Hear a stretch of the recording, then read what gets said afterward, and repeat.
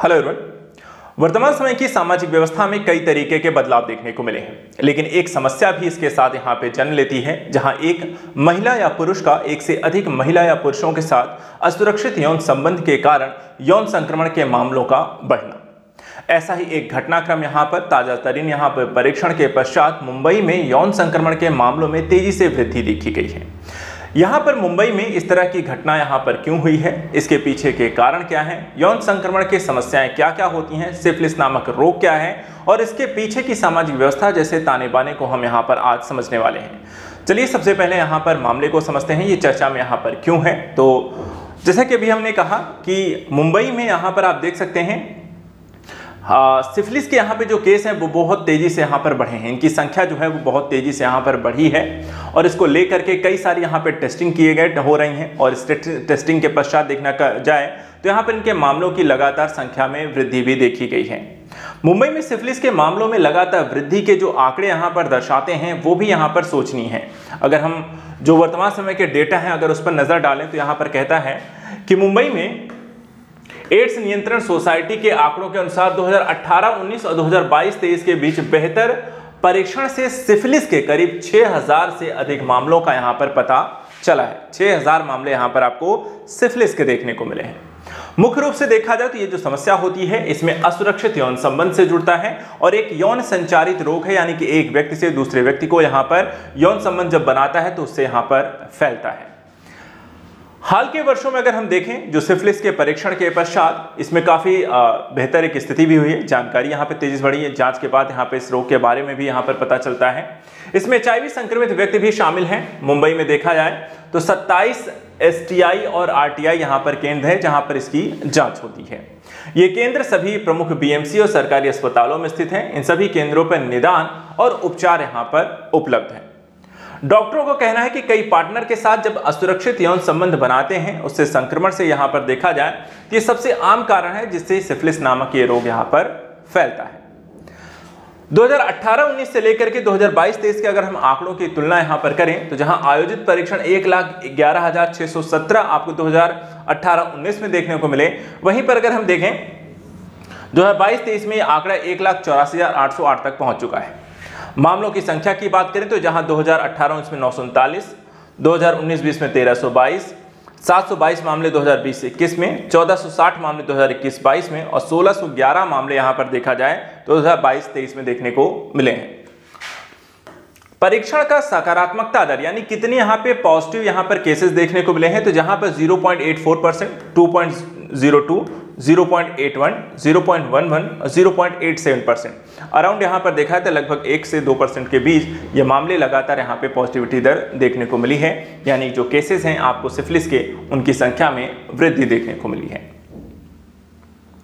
आइए यहाँ पे समझते हैं सिफिलिस होता क्या है, किस तरीके का रोग होता है, इसमें क्या लक्षण दिखाई देते हैं और इसकी जांच यहाँ पर इत्यादि को लेकर के क्या नियम और कायदे हैं। सबसे पहले देखिए जो सिफिलिस रोग होता है ये यौन संचारित संक्रमण यानी कि STI है और इसका जो उपचार न कराने पे कई यहाँ पे सारी यहाँ पे गंभीर स्वास्थ्य समस्याएं आपको उत्पन्न हो सकती हैं। किस तरीके की समस्याएं होती हैं वो समझिएगा।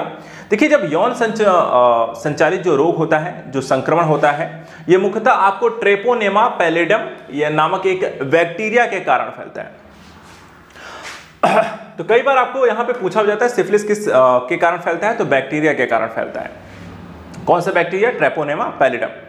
इसकी विशेषता क्या होती है? देखिए ये जो रोग है इसमें संक्रमण होने के पश्चात भी सिफिलिस बैक्टीरिया कई वर्षों तक बिना किसी लक्षण के उत्पन्न किए शरीर में बना रहता है, लेकिन कभी भी संक्रमण उत्पन्न हो सकता है। तो यहाँ पर कहने का मतलब है यदि यहाँ पर ये बैक्टीरिया आपके अंदर प्रवेश करता है तो हो सकता है कई महीनों सालों तक ये लक्षण न उत्पन्न करें और उसके पश्चात ये अचानक से आपको ये उत्पन्न कर सकता है, यानी कि लक्षण दिखाई देने लग सकते हैं। सिफिलिस के संचरण जो होता है किस तरीके से होता है, क्या क्या विधियां यहाँ पर हैं, तो सबसे जरूरी और सबसे तेजी से जो फैलता है यहाँ पर है कि कई पार्टनर के साथ असुरक्षित जब यौन संबंध बनाते हैं तो यहाँ पे सबसे आम कारण है कि ये संक्रमण आपको तेजी से फैलता है। सामान्य तौर पर देखा है सिफिलिस से पीड़ित व्यक्ति के साथ यौन संपर्क रखने से ये फैलता है। कुछ परिस्थितियों में ये गर्भावस्था, प्रसव और कभी कभी देखा जाए तो स्तनपान के माध्यम से मां से बच्चे को भी यहाँ पर मिल सकता है या उनमें यहाँ पर आपको फैल सकता है। तो ये मुख्य कारण है और ये भी यहाँ पर आपको कुछ गौड़ कारण है जहाँ पे सिफिलिस का संक्रमण जो होता है तेजी से फैल सकता है। आप पहचानेंगे कैसे कि यहाँ पर देखा है सिफिलिस रोग आपको हो गया है या इसके यहाँ पर आपको लक्षण क्या क्या होंगे जिससे आप इसे पहचान सकते हैं। सबसे पहले यहाँ पे देखिए, जब सिफिलिस रोग होगा या बीमारी जो होता है कई चरणों में विकसित होती है, अलग अलग स्टेप में। प्रत्येक चरण में इसके लक्षण जो होंगे वो अलग अलग होते हैं, लेकिन अक्सर यहाँ पर एक चीज जो कॉमन रहती है कि आपको दर्द होगा, यहाँ पर आपको दर्द नहीं होता है, दर्द रहित होता है। प्रारंभ में देखा है घाव के रूप में यह प्रारंभ हो जिसमें कहीं कोई दर्द इत्यादि आपको नहीं होगा। उसके बाद लक्षण जो होंगे जननांगों, मलाशय या मुंह में आपको देखने को मिलने लगेंगे जो घाव इत्यादि की स्थितियां हैं। कभी कभी इसके कारण जो है आसपास के लिम्फ जो नोड्स होते हैं उसमें आपको सूजन आने लगती है। इसका उपचार नहीं होने पर इसके कारण आमतौर पर हाथों और पैरों, खुजली रहित त्वचा पर यहाँ पर आपको देखा जाए तो दाने पड़ना धीरे धीरे शुरू हो जाएंगे।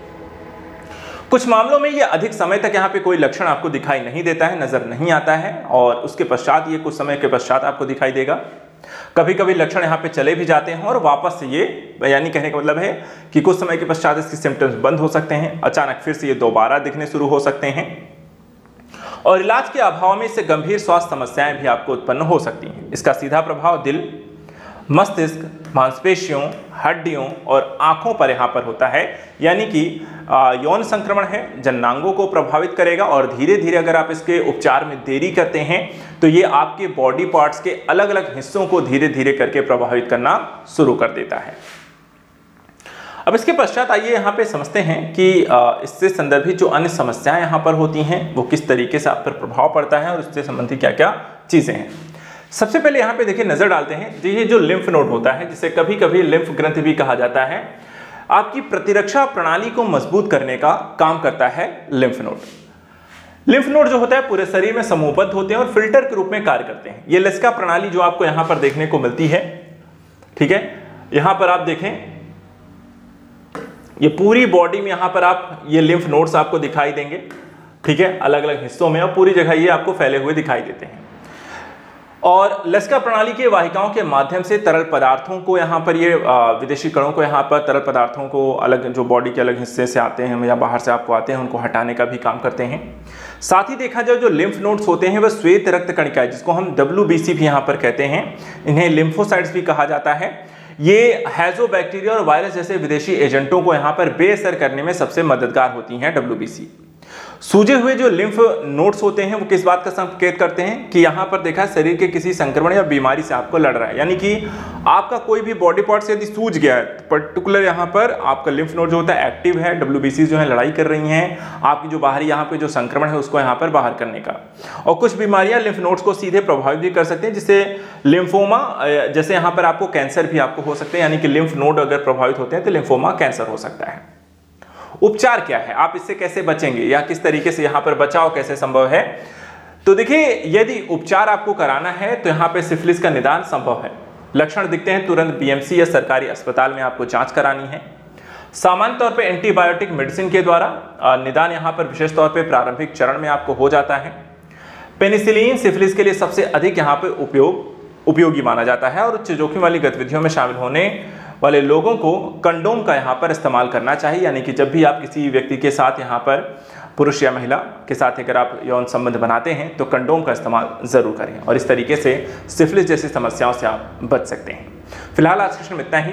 नेक्स्ट वीडियो में कुछ और ऐसे इंपॉर्टेंट न्यूज़ को लेकर के टॉपिक्स के बारे में डिस्कस करेंगे। Thank you so much and good luck.